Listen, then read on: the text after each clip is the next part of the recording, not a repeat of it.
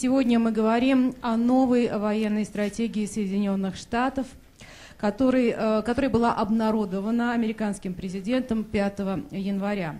Стратегия кардинально меняет подходы к обеспечению безопасности, уменьшаются военные расходы, структура вооруженных сил Соединенных Штатов меняется, сокращаются масштабы сухопутных войск в Европе, и одновременно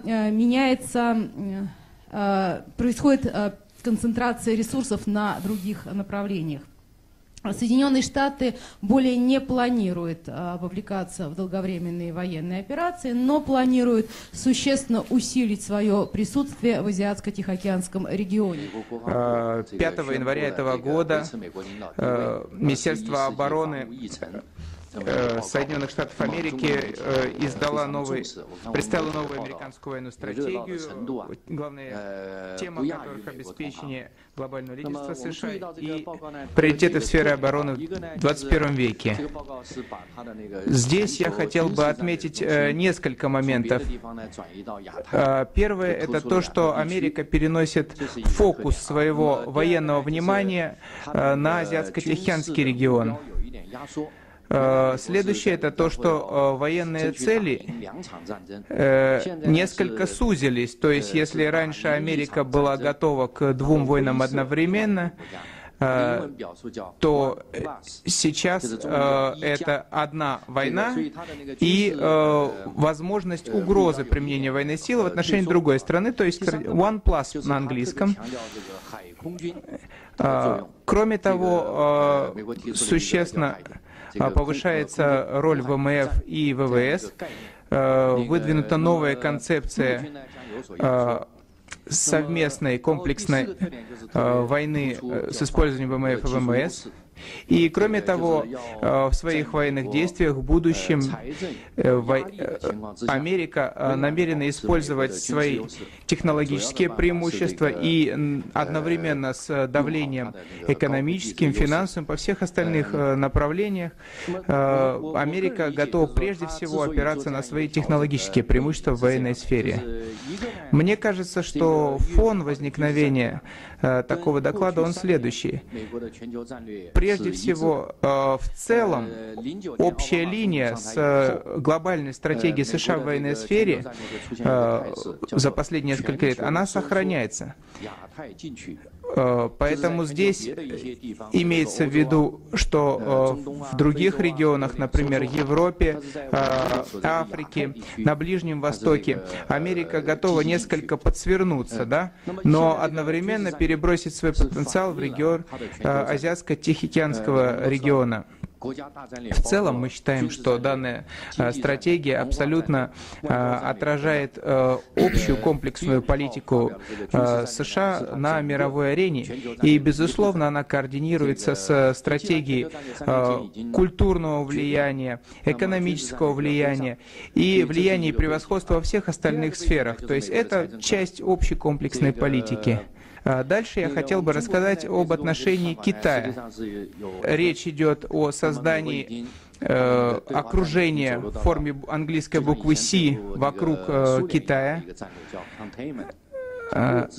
То есть это стратегия сдерживания, та же самая, которая использовалась по отношению к Советскому Союзу в свое время.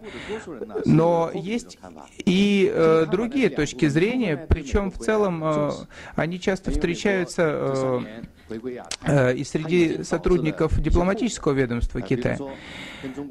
То есть, прежде всего, речь идет о том, что обе страны дорожат своими отношениями. У Америки возникают определенные проблемы в регионе. У Китая тоже есть свои острые моменты, например, военное напряжение в Южно-Китайском море. И поэтому, в общем, фактически выход новой стратегии, он не является каким-то особенным, в данном смысле, эпохальным событием, потому что он просто закрепил, по сути, положение вещей, ведь фактически Америка уже достаточно давно создает свои форпосты, в том числе вокруг Китая, укрепляет свои позиции в данном регионе. Политика Америки в отношении Китая пока еще не дошла до стадии глобального сдерживания. В целом, структура китайско-американских отношений пока не претерпела существенных изменений, и пока речь идет о некой стадии сотрудничества между двумя странами. Кроме того, большинство людей считает, что Америка просто уже не в состоянии реализовать такие цели.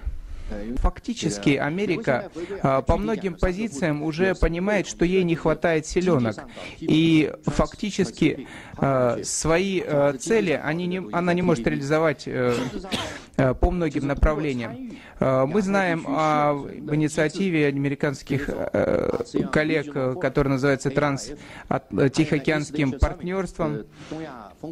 Но одновременно с этим все-таки существует много других структур для диалога. Это и АРФ, например, и многие другие организации, в которых, в общем-то, Америка участвует. Она участвует и во многих проектах экономического сотрудничества.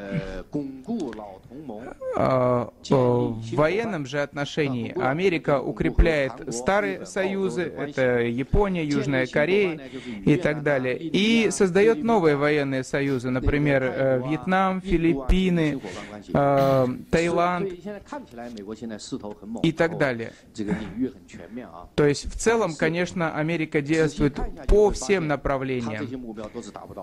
Но если внимательно все проанализировать, то мы можем все-таки сказать, что стратегические цели Америки в регионе не могут быть достигнуты в полной мере. Безусловно, что Азиатско-Тихоокеанский регион, он является стратегически важным для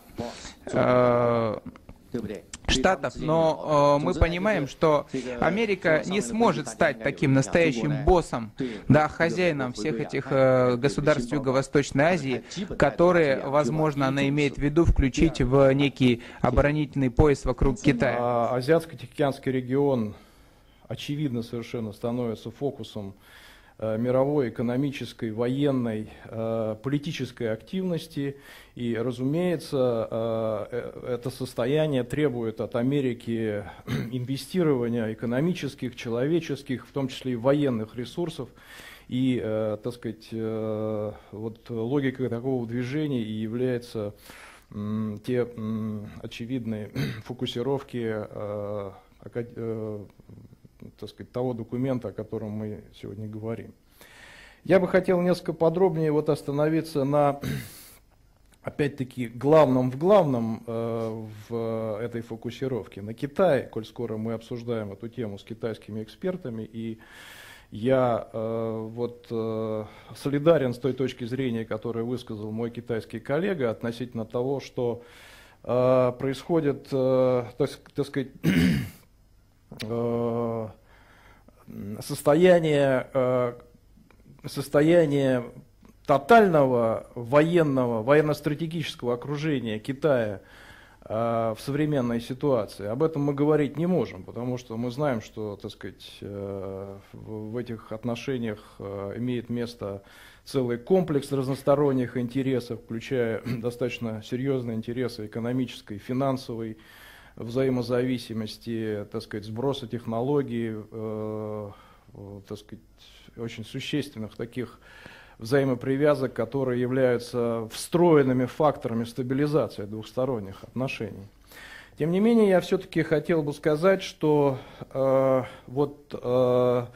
несмотря на отсутствие такой тотальной конфронтации на данный момент, все-таки ситуация вокруг Китая со стороны Соединенных Штатов, она уплотняется.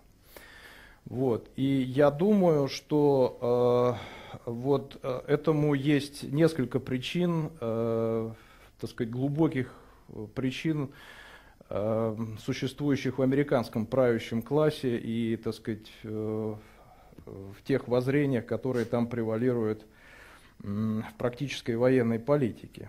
Действительно необходимо большое внимание уделить изучению этой новой американской военной стратегии. сейчас именно этот Азиатско-Тихоокеанский регион является наиболее оживленным в плане развития экономики и является локомотивом экономической деятельности во всем мире. Высокий уровень развития, который достигнут Китаем. Конечно, за 30 лет последних реформы открытости, действительно развитие было достигнуто весьма существенное, и его воспринимают как в определенной степени вызов для американского влияния, и в особенности монопольному влиянию Соединенных Штатов в ВТР. Поэтому действительно в целой серии документов, в особенности вот последней военной стратегии с точки зрения военных концепций, принят именно такой подход, который мы сейчас наблюдаем. И я вижу, что это, в общем-то, естественные процессы происходят. Однако к этим естественным процессам разные отношения в различных государствах на Западе, будь то США или Европа, в отношении того, как относиться к развитию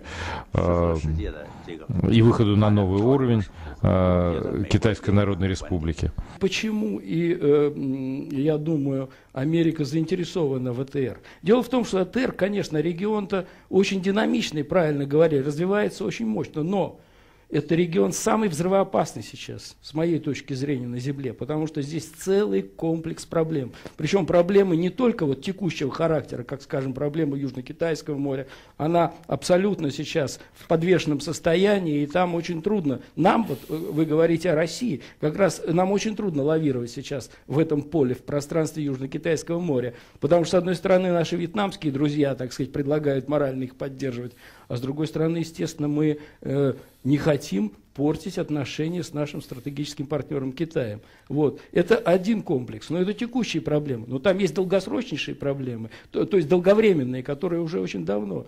Прежде всего, конечно, вот как-то все это забывать. Я имею в виду тайваньскую проблему нерешенную, да? Я имею в виду проблему Корейского полуострова, да? Тоже нерешенную. Их надо решать. И нет механизма, самое главное, нет механизма безопасности в этом регионе, понимаете? Нет возможности, так сказать, это регулировать на каком-то международно-правовом уровне. Я считаю сейчас, Россия, как бы это парадоксально ни звучало, в отношении, так сказать, вот этого китайско-американского такого, значит, ну, не скажу конфликта, но некого такого, так сказать, соперничества, находимся в достаточно, на мой взгляд, нормальном и даже выгодном положении. Потому что у нас есть возможность применить некие ресурсы, которые мы имеем, для того, чтобы балансировать каким-то образом вот эту ситуацию. Ну, у нас есть, во-первых, конечно, так сказать, стратегические, как вы знаете, ресурсы. У нас есть хорошие отношения с Китаем, абсолютно сейчас это всем абсолютно очевидно. У нас есть достаточно неплохие отношения с Соединенными Штатами, несмотря на проблему которая нависает, так сказать, над нами. Вот. И в данном случае мы тоже можем и с Китаем взаимодействовать, потому что европейская ПРО – это только часть общей системы. Вы знаете, что вторая часть, так сказать, США и Япония. Поэтому здесь мы тоже можем вполне предложить Китаю, значит, так сказать, решать эти вопросы сообща.